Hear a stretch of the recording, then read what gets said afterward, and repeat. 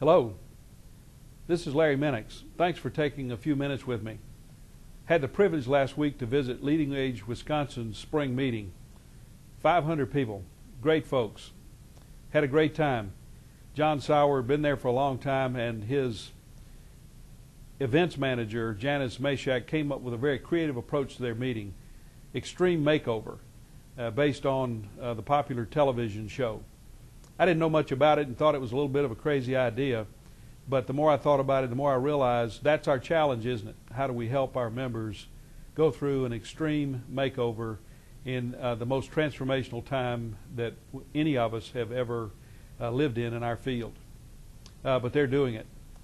We had a chance to hear the stories of people like Mary Ann Drescher, president of Attic Angel, and how she has gone through and led the transformation of that organization using technology as a platform, not only for their current services, but more importantly, future services, including those that help people stay at home. There was Renee Anderson, who's president of St. John Communities, Milwaukee, stretching their mission far beyond their traditional walls, and successfully so. I was particularly impressed with Al Rundy, CFO of Village at Manor Park. They were on the edge of financial collapse just a couple of years ago. Negative seven-figure bottom line. Didn't know what to do. But Al and the team there took the bull by the horns and have looked at every aspect of their operation, and this year they will have a seven-figure positive bottom line. It can be done even when you've done it the same way for years. Probably more importantly at this meeting, though, is that Janice took the theme of extreme makeover and applied it to the residents. She invited residents from 16 of their communities to participate in this keynote event.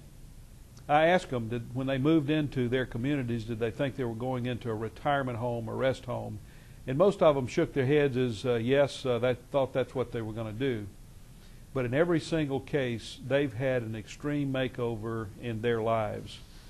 This is what it's all about. Here's Janine Scherning, at age 71, traveled to Ghana as a missionary. She started that part of her life at well into what you'd think of as the retirement years. There's Bev Harper, 83, based on personal experience with soldiers in Iraq and Afghanistan. She started the Oakwood Packers.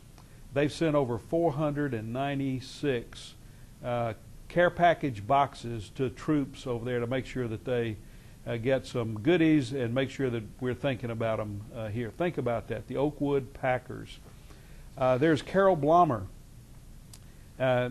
She is in charge of Franciscan Villa of South Milwaukee's entire pastoral care program at age 87. Spiritual services, she even pinch hit for the priest once. I don't even know if that's legal in the Catholic Church, but she did. And she played the primary responsibility for raising money to renovate their chapel. Here's Elizabeth Vincent, particularly touching because she's a poet and became one late in life, but she had a stroke. She's at Tivoli at Divine Savior Healthcare. And now she does her poetry through dictating it to volunteers. Yes, we're at a time of transformation in our lives, in our field, but the primary responsibility that we have is changing the way America perceives seniors, the late stages of life, and the work that we do. And by doing so, by highlighting the extreme makeover in the lives of these individuals, you have brought forth the primary enduring mission of every one of our members who are in this work to do the right thing for the right reasons. Thank you.